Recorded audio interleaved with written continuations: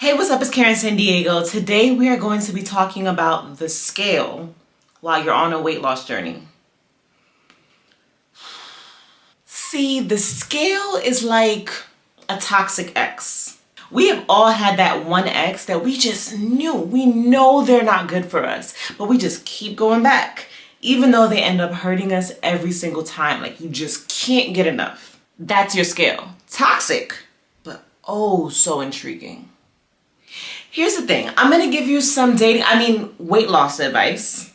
And that advice is, I actually don't think that you need to break up with your scale. Just see the scale, on a more casual basis. Having a scale can actually be a really good accountability tool while you're on a weight loss journey. So I think it is important to own a scale and to own a good, reliable scale at that.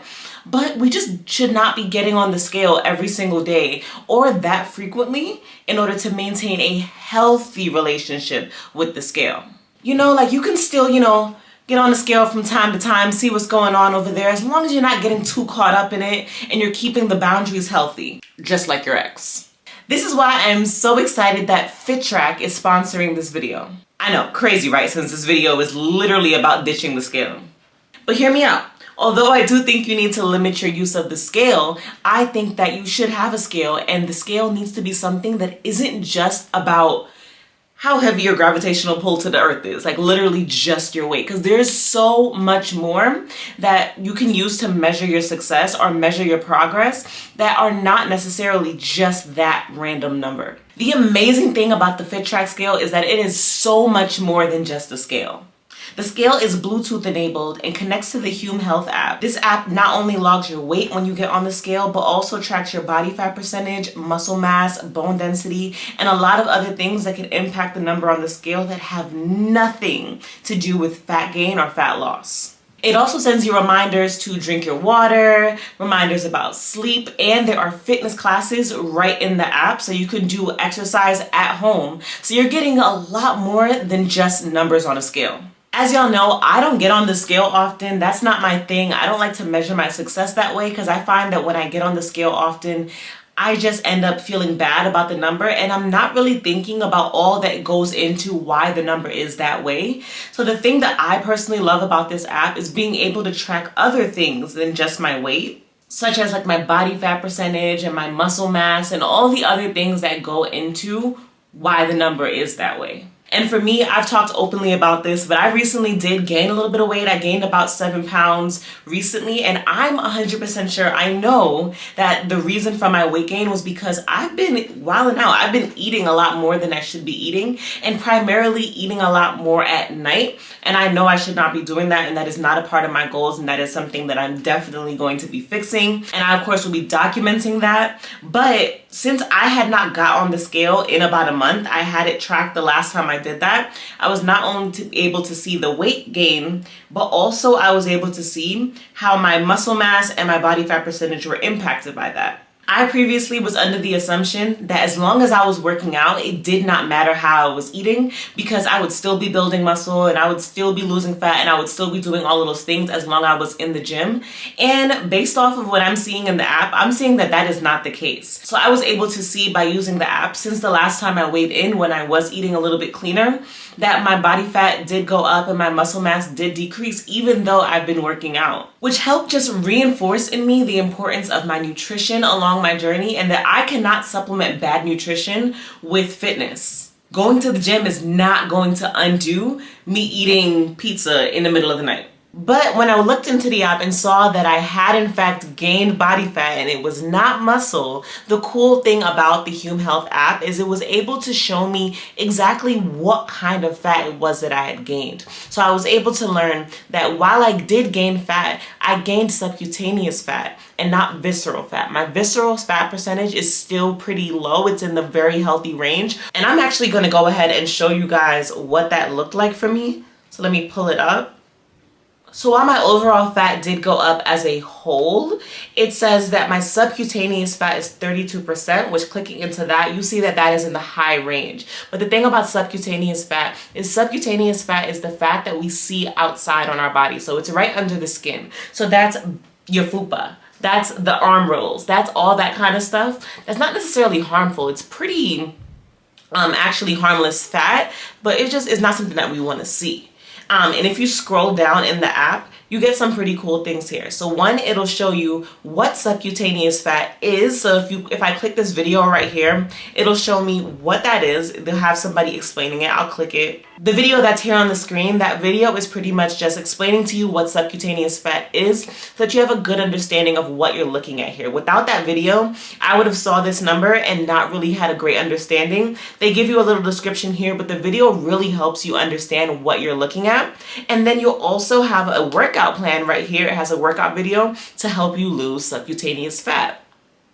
The reason this is important because I can also see that although yes, I did gain some subcutaneous fat, my visceral fat is within a healthy range. So that's still within the standard, which means that visceral fat is the fat that's located inside your body around your organs. This is the fat that can cause some really, really dangerous health problems and the fat that you want to try to avoid. Once again here, they give you a video explanation of what visceral fat is, and then you have a workout that will help you burn some visceral fat. But just having that deeper bit of information to not just know that I gained weight, but to know that it was subcutaneous fat and be able to understand what exactly is happening within my body and what I should do to improve what's happening in my body gives me the insight that I need to actually make informed decisions, opposed to just spiraling because the number went off with absolutely no context.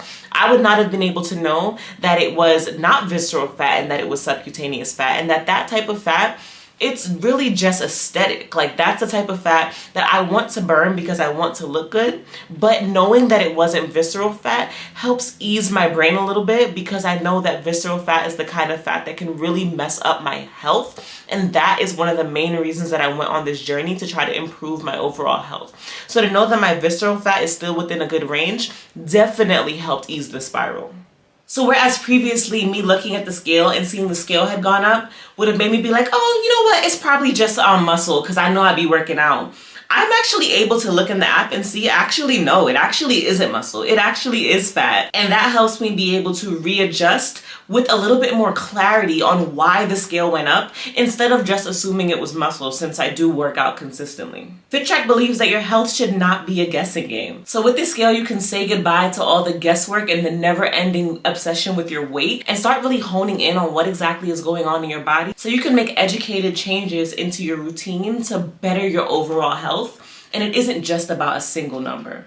FitTrack was also kind enough to give me a code for you guys, which gives you an additional 20% off to whatever sales they have running on their website. So my code Karen San Diego is going to go ahead and save you that 20% off. And once again, thank you to FitTrack for sponsoring today's video. And with that, I want to get on to some other ways that you can track your progress and measure your success that are not related to the scale.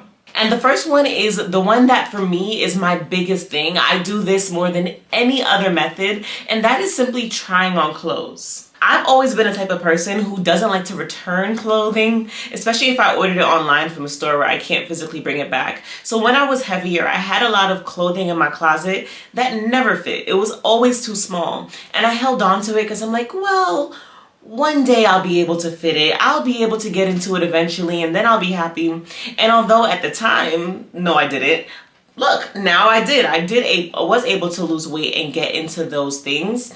And I used those, primarily jeans, as ways to kind of track my progress. So as I was losing weight, I would go on ahead and try on one of those jeans that was too tight to see if it fit a little bit better. And slowly but surely, those jeans that were once way too small eventually got up. And now I'm at the point where almost everything I had got prior to surgery that was once too small now is too big, and I've had to rebuy clothes again. So I think that was really, really special for me, just being able to see the progress by just putting on clothes, especially during those times where I was stalled on the scale and the scale wasn't actually moving.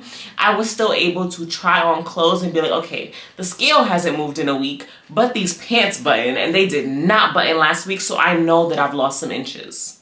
Another way to do this, if you don't happen to have clothes just laying around, is maybe purchase a few things in some smaller sizes. You don't have to spend a ton of money on this. You can go to a thrift store or just some more inexpensive clothing items, or maybe some expensive ones if you know you're going to get into that size eventually, whatever is within your budget. But just buying some stuff that are in like your ideal size. So let's say your goal size is like an 8 and you're currently in a bigger size than that. Buy the jeans in the 8 and continuously try them on. At first, they're not gonna come up much, but eventually, slowly but surely, you're gonna see them start to get up, and eventually they will button. And when they button, you are going to feel so much better about yourself than the scale would ever make you feel. Along those same lines of trying on clothes, this tip I actually did not do. I think I actually measured my inches about once, but I do recommend you getting some measuring tape and do this from early on. I think the reason I didn't do it is because I realized that I should do this a little bit too late, to where like by then I had already had other methods. But if you are pre-surgery and you want to know how to track your weight, I would say get some measuring tape now, measure all of your measurements, write it down, have it logged, and then use that to track your progress, because inches do not lie. You measure your inches and you keep doing that and you're able to see it. I recommend literally writing it down on paper so you can visualize it, and then being able to see, all right, at this month, these were my measurements. This month, these were my measurements. And that's gonna also give you a more accurate view of how far you've come based off of how different parts of your body has shrunk.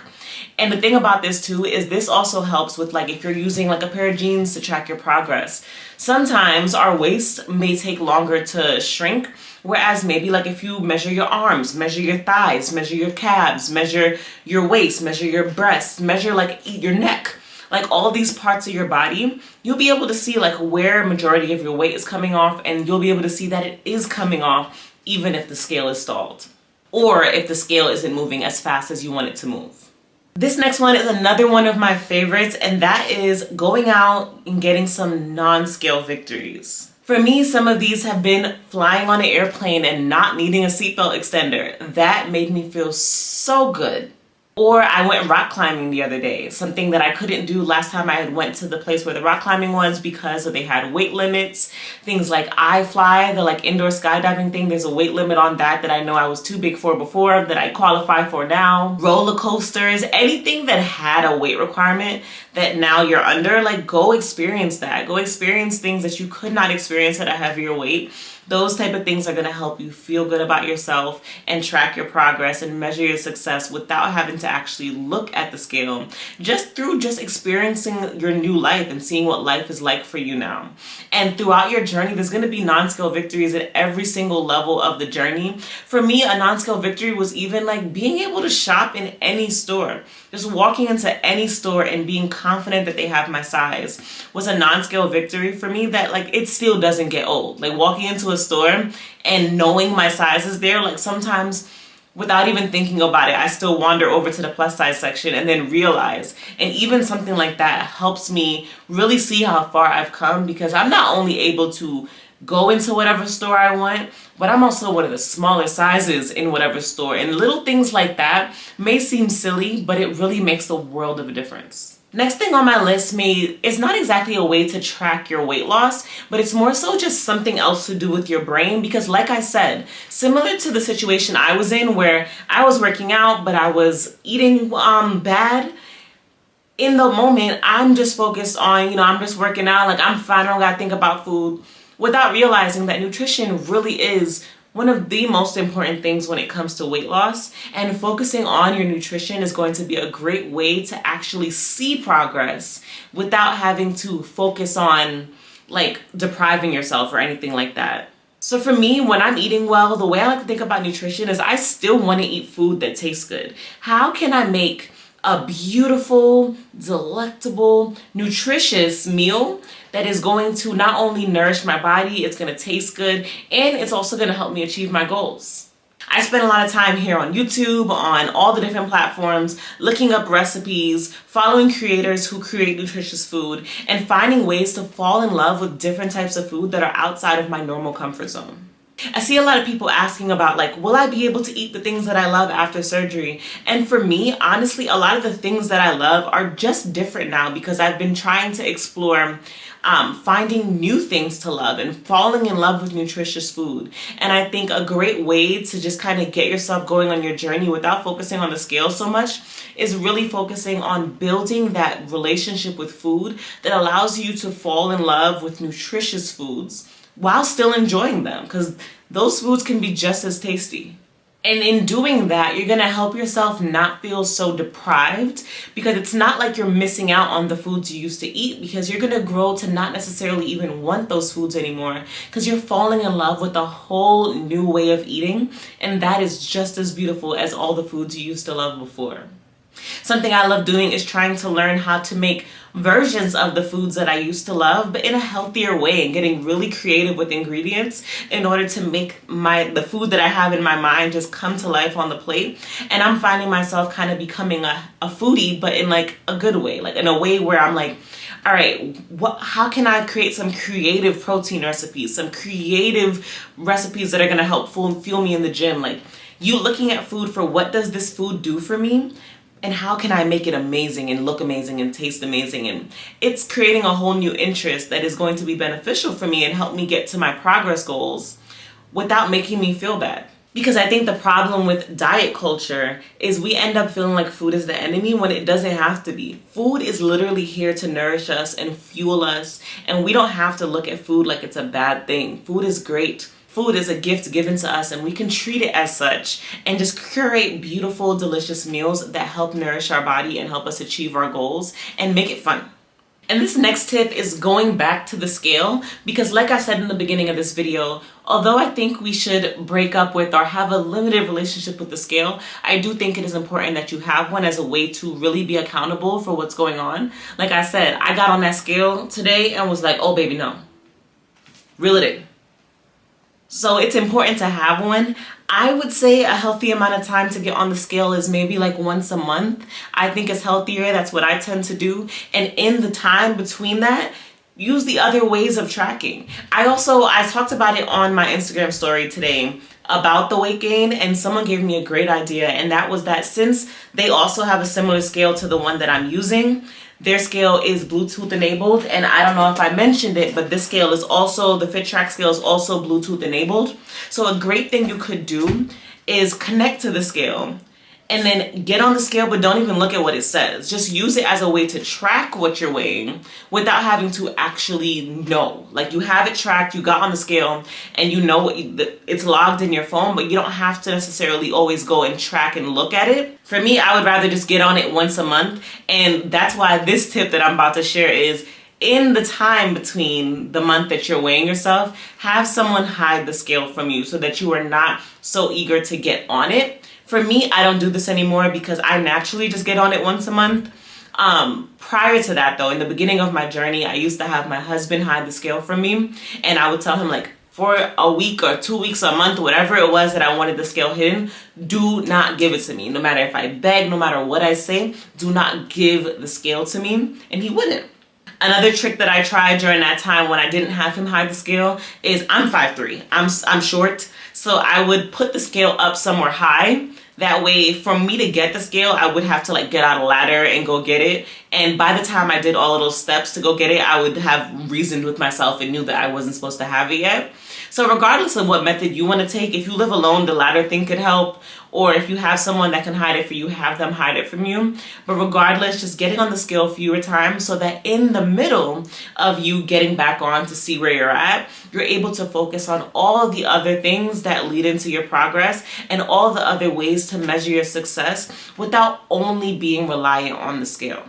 I want you to remember that regardless of what journey you are on in order to achieve your weight loss or weight gain or whatever fitness goals it is you have, it's important to remember that this is a lifelong journey. We are not doing diet culture anymore. Diets sound very temporary to me. When you are on a lifetime journey with your health, with your nutrition, with your exercise, with all of the things that surround your overall wellness, it is important to make sure that you are implementing things that are long-term, sustainable, and healthy for your mental and physical health.